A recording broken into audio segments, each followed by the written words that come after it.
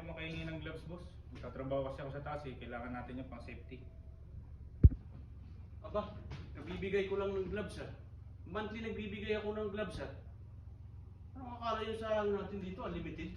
Saan magaling barko? Nakailang barko ka na ba?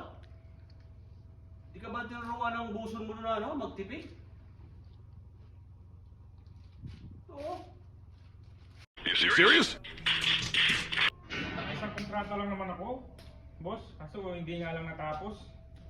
Pinukpok ko kasi yung bosong ko ng martilyo sa ulo eh. Oh! Oh, ba't di mo ako sinabi na kailangan mo ng safety? Bakit yung mga safety? Dapat sinasabi natin yan. Ay, kailangan natin sa kubyerta yan. Oh, ito gloves. Ano pa kailangan mo gloves? Ano mo? Marami tayo dito. Baka yung sapatos mo ha. Baka pinapasok mo ng ano yan, ng tubig ha. Sabihin mo lang, marami kayong sapatos dito ha. O baka nilalamig ka. Ito, meron tayo dito winter jacket. O baka pag umuulan, meron din ako dito. Winter jacket ito. Sakto to sa size mo eh. Ito, yan large. Para sa'yo ito.